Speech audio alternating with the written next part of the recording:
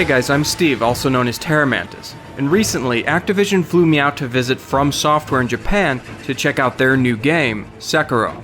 In short, I spent over 40 hours traveling back and forth to Japan just to spend 3 hours with the game and 1 hour interviewing the game's director, Hidetaka Miyazaki.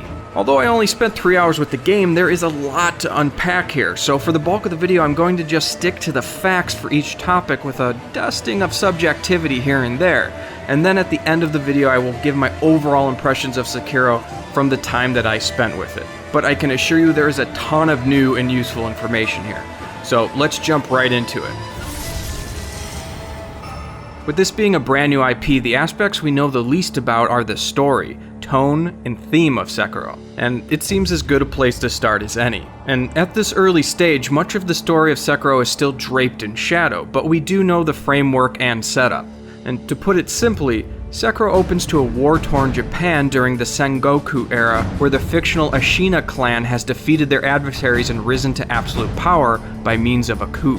In the aftermath of the war, a young orphaned boy appears to be scavenging the battlefield when a man known as the Owl takes the boy under his wing. Some 20 years after the coup, the stray child grows up to become known as the Wolf, a great shinobi and retainer and guardian to a child known as the Divine Heir. Now, in the early moments of Sekiro, it's established that the wolf has lost everything, both the man who took him in as a child, as well as the boy he is now sworn to protect. This statement of lost everything is purposely very vague. We don't know what lost means exactly in reference to the owl. He could just be missing, or dead, or captured, or he and the wolf may have simply had a falling out. At this point we simply don't know, but what we do know is that as the story intro fades from black, the wolf is imprisoned and the Divine Heir has been captured. So for all intents and purposes, at the start the wolf has failed in his duties. Then shortly after the earlymost tutorial sections of the game, the wolf's arm is severed, the Divine Heir is recaptured, and then a man known as the Sculptor brings the wolf to the dilapidated temple, the game's home base and NPC hub area, where the wolf is then fitted with a Shinobi prosthetic arm. From here the narrative becomes more simple, but also much stranger. It's simple because Sekiro is ultimately a tale of vengeance, redemption, and an honor-bound duty to rescue the Divine Heir. From this point you set out to right your wrongs, it's as simple as that. But it becomes stranger because you meet a man who, much like the wolf, cannot die. Also, to barely rewind, you have a magical prosthetic arm. Shortly after the intro, you can also find an enchanted bell that once presented to a statue of Buddha will transport you into a memory 3 years into the past. But the wolf has his prosthetic arm, which is a brand new addition that wasn't present 3 years ago. There's clearly a grander narrative of revenge and a theme at play here that has yet to reveal itself. But we'll dive a bit deeper into that later when we discuss death and Dragonrot mechanics. For now though, let's take a small shift from narrative to speak briefly on the setting of Sekiro. First and foremost, it should be noted that Sekiro is not a historical timepiece at all. It's only a representation of the Sengoku Japan time period in the same way that Dark Souls is a representation of medieval Europe. Yes, there's samurai armor, ninjas, and monks that are somewhat representative of real-world history, but there's also a 6-foot-tall rooster, a magical prosthetic arm, and a 600-foot giant snake, much in the same way Dark Souls has knights, castles, and dragons. In other words, Sekiro does take place in medieval Japan during the Sengoku era, but it's with From Software's unique vision of eccentric conceptual ideas, themes, and characters. Now, speaking of characters, one of the most From Software-esque things I came across during the demo was this merchant, hidden off to the side, in a lake, floating inside of a pot. When interacting with the pottery, a long, slender arm peeks out from under the lid, and a merchant inside asks to trade rare items for fish scales. The exchange simply had From style written all over it. It was just so weird and interesting. And for fear of Sekiro being too far of a departure of From Software's past titles, during the interview with Miyazaki, I did ask him about NPCs and questlines similar to Solaire and Sigmar from Dark Souls. He assured me that you can expect to see a lot of these kinds of weird, wacky characters throughout the world of Sekiro. Some will have sub-events, some will sell you things, some will have extra dialogue. Much like their previous work, we'll be able to find a whole host of colorful characters throughout the game.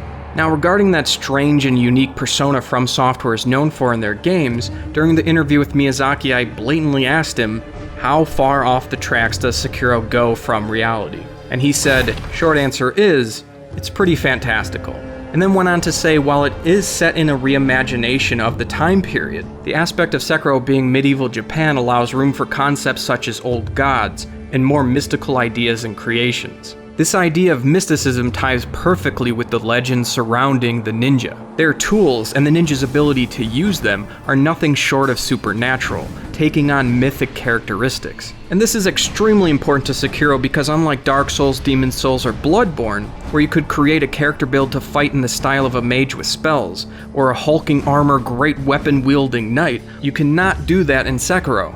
Much in the same way the only class to choose from in The Witcher is, well, a Witcher, Sekiro focuses solely on one fixed protagonist and class as well, the Shinobi, aka Ninja. As one would expect, thematically as a ninja, the tools and items at your disposal, and your intelligent use of them, are very important to the methods at which you can approach situations. But beyond item usage, the protagonist is also a master of stealth and swordplay, but even a master can continue to learn, and stealth, swordplay, and items can all be upgraded over time, all of which, stealth, combat, and upgrades, we'll cover in a moment. For now though, let's start with combat. At its core, much like any Soulsborne title, combat is extremely responsive, tight, weighted, and more than any other previous From Software game, incredibly accurate. In practice, Sekiro's combat has many moving parts, but ultimately, it's about two things: twitch-based reactions to opponents' tells with parries and dodges, and your ability to exploit those countermeasures to find openings to strike. It's a very pattern-based and memorized system through recognition of when to parry, or when to jump over an unblockable sweeping attack, or when to dodge a grab attack, which are all vital to victory. When swords do cross, constant engagement is important. This is because as swords chime to the song of battle, every offensive and defensive note makes you and your opponent move closer to a death blow. Death blows are mortal strikes that are initiated when either the enemy's health bar has been lowered or their posture meter has been broken. Building towards breaking an enemy's posture is achieved in several ways, by forcing them to block, perfectly timing a parry, or some skills when unlocked can have devastating effects on a foe's posture. You're subject to the same posture meter as well, and if your swordplay is not up to snuff, you may need to back off to regenerate your posture for fear of a death blow being inflicted on you. In the process though of you regenerating your posture, the enemy will regain posture as well. This is why constant engagement is so important to combat. Not only constant engagement, but parrying is a priority, especially for bosses. You can hack away at them for days, which will only build very slowly towards a death blow. Whereas properly timed parries build toward breaking posture much faster. And with the tougher enemies and bosses requiring multiple death blows to finish them once and for all, parrying is extremely important. Now, as a longtime Souls player, I did find combat very difficult. Personally, this is more so because I was constantly trying to dodge for invincibility frames to avoid attacks, when I should have been using timed parries much more often to break posture. Trying to dodge too often led to way too many deaths. But what can I say, I have nearly a decade of dodge rolling muscle memory built into my brain, fighting against only 3 hours of trying to familiarize myself with Sekiro's nuances and changes to combat. Another change to FromSoft's past titles and Sekiro's combat is through the implementation of the Shinobi Prosthetic. You could sort of think of this thing as Bloodborne spells and firearms rolled into one, with just a dash of Zelda boss items in the way that different Shinobi attachments allow challenges to be tackled in different ways as new tools are acquired throughout the game. For example, these shield-wielding enemies are very difficult to defeat with simple swordplay, but find the Shinobi axe of the monkey and you're basically one button click away from making quick work of them. Now once discovered, various Shinobi attachments can be brought to the sculptor who will then fix it to your prosthetic. After several of these tools are found, a loadout can be equipped and then freely cycled through in and out of combat, which is why this loadout mechanic sort of reminds me of spells from previous Soulsborne titles. Now the use of these Shinobi tools is not limitless though.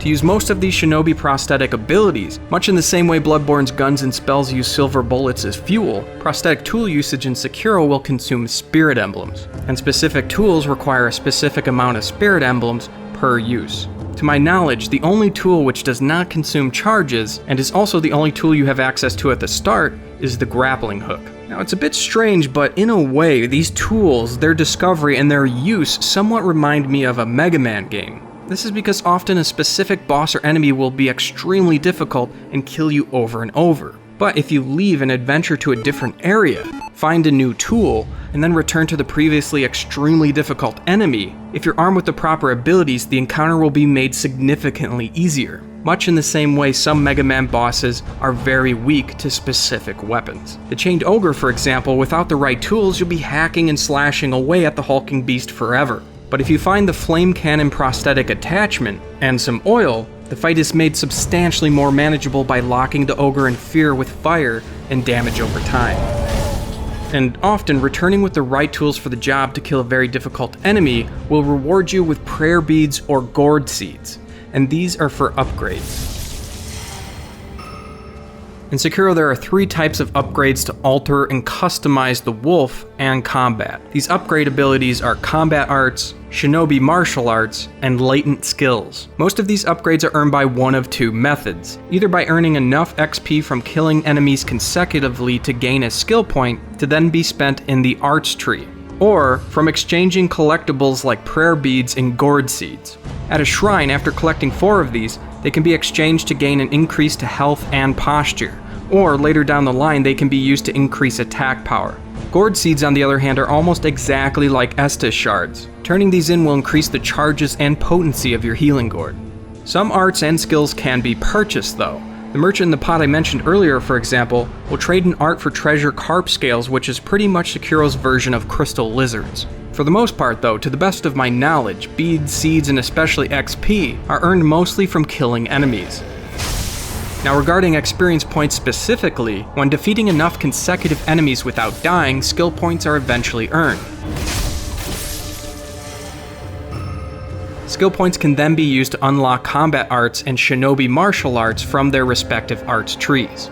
Combat arts are mostly swordplay abilities, like the whirlwind attack, and many more. What makes these special is that combat arts do not require a resource to use them.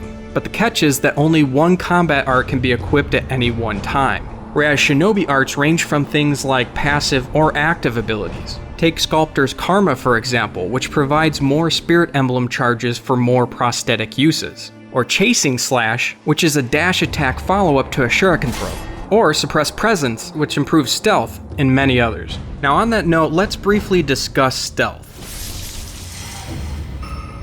With Sekiro, no matter if you're shimmying across a ledge, clanging blades with an enemy, or sneaking through bushes, enemy engagement is about one thing: performing a death blow. And stealth allows you to perform a death blow without first breaking an enemy's posture. But stealth is more than simply about getting an easy death blow on an enemy. You can use it to eavesdrop to gather information about enemies. The Chained Ogre, for example, if you eavesdrop on specific enemies, you will overhear them talking about his fear and hatred of fire.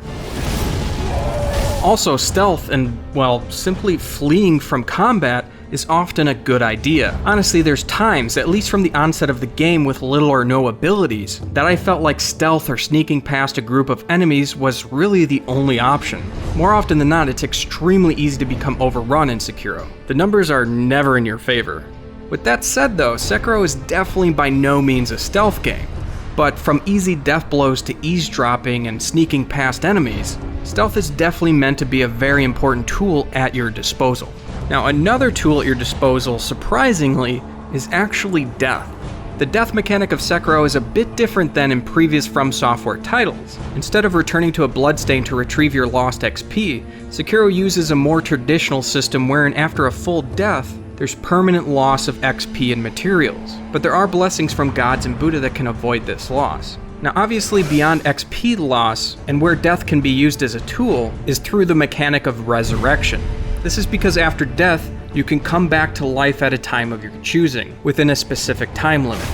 From Software described this mechanic as a means for players to use death to inflict death on others. Resurrection also attempts to maintain the flow of action and gameplay. You can also imagine using this mechanic in different ways, such as using Resurrection as a means to slink past a tough enemy that may have just defeated you. There is one catch though. With all of this death comes something known as Dragonrot.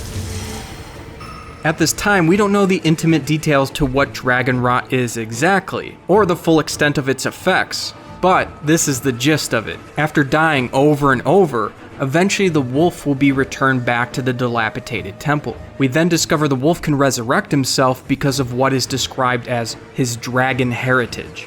And as a result, when the wolf dies, it has repercussions on the world around him, causing the NPCs of the world to cough and wheeze as they're cursed with the Dragonrot. Now, From Software is known for people dying in their games repeatedly, but never before has a death mechanic been implemented in such a way that the player begins to feel the effects of their immortality harm those around them.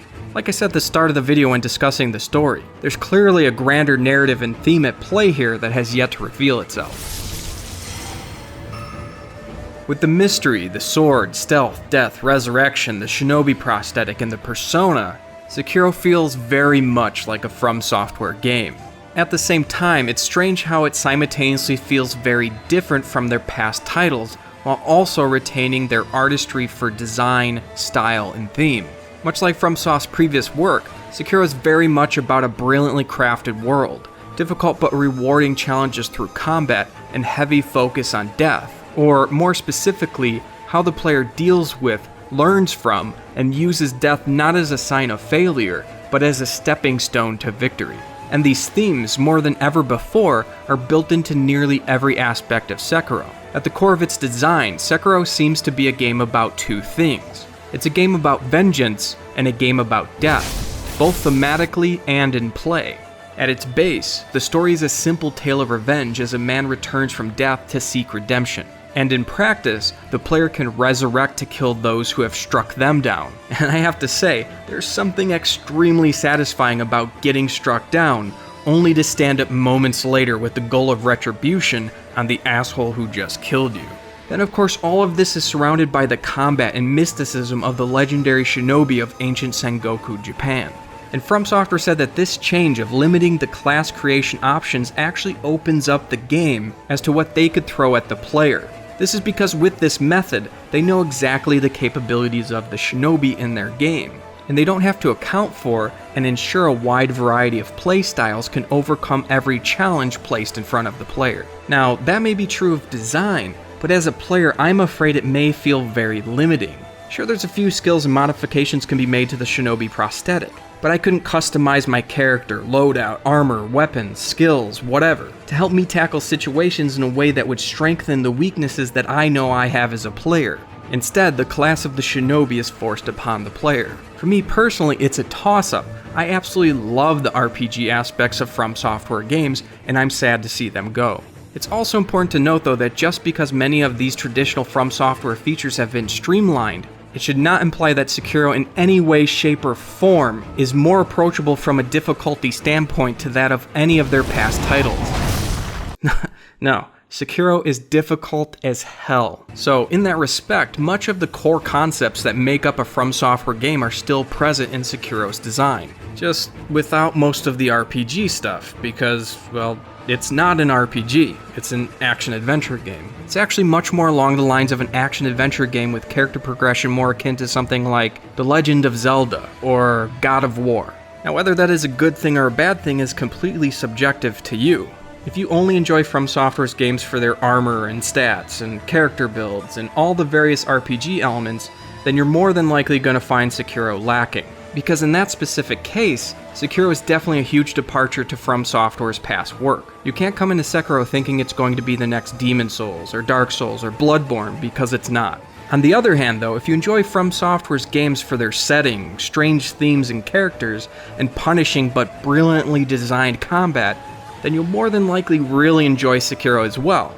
I personally love their worlds. I think From Software could teach a masterclass to the gaming industry about world design and environmental storytelling. I'm unbelievably intrigued by Sekiro's world, and I can't wait to unravel the story of the wolf, as well as master its mechanics and combat.